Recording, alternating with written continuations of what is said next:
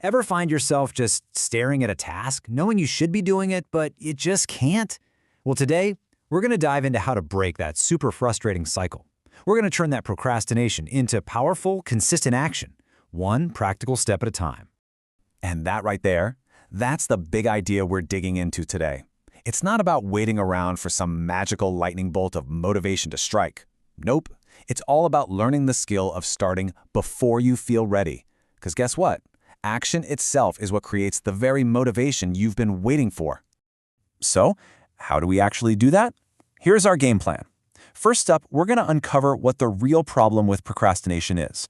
Then, we'll figure out how to diagnose the specific reason for your delay.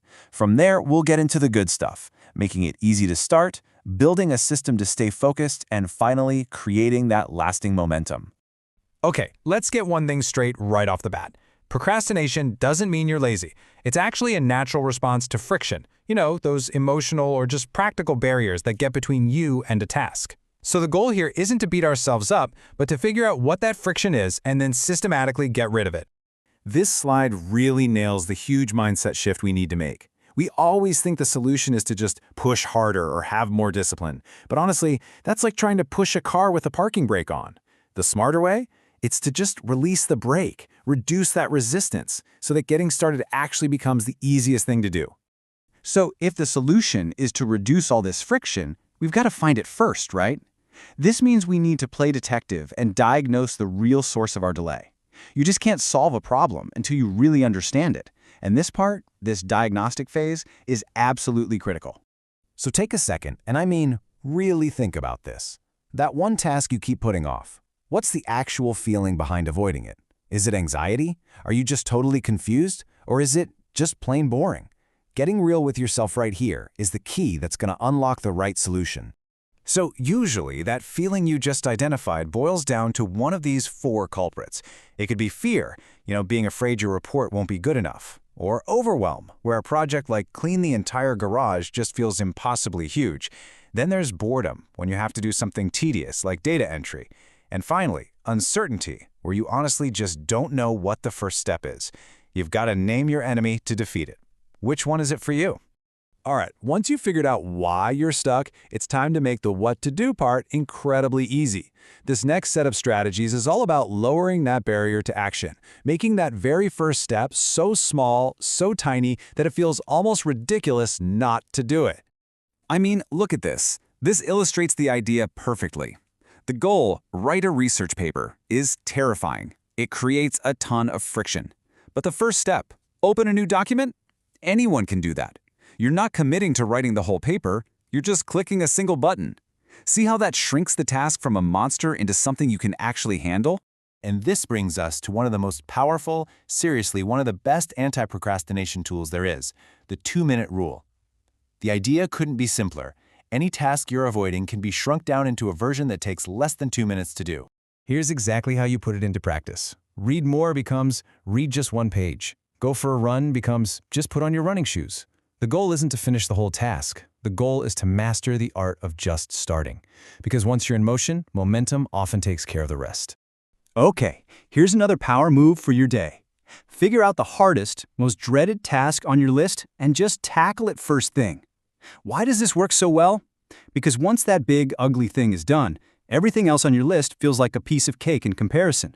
You get this huge psychological win right at the start of your day, and it creates this awesome snowball effect of productivity. And this is a big one. We have to actively fight perfectionism. Let's be honest, perfectionism is just procrastination in a fancy suit. It whispers in your ear, don't start until you can do it perfectly. The way to fight back is to give yourself permission to do it imperfectly. A finished, good enough project is 1,000,000 times better than a perfect one that never even gets started. So, starting is one piece of the puzzle. But how do you keep that momentum going? Well, this is where we build an external system, so we don't have to rely on our willpower, which, let's face it, goes up and down.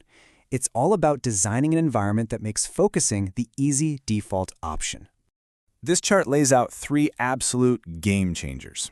First, set deadlines. Even if it's just a self-imposed deadline, like I'll finish this draft by Friday, it creates a healthy sense of urgency.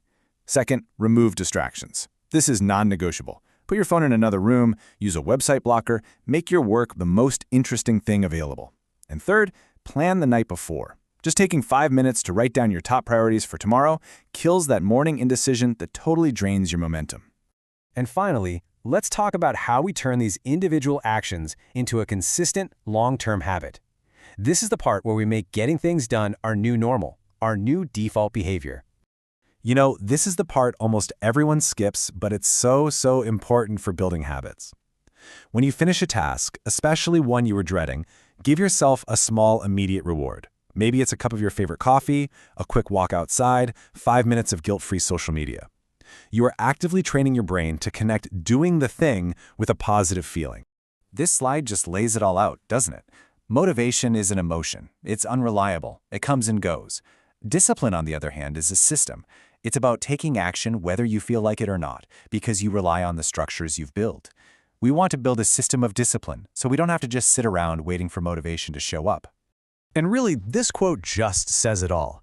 You don't beat procrastination with one giant heroic effort, you beat it with small, consistent steps.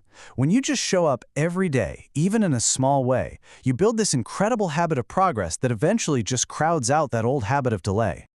So let's make this real right now. Forget about that massive to-do list for a minute. What is one tiny 2-minute action you can take on something you've been avoiding?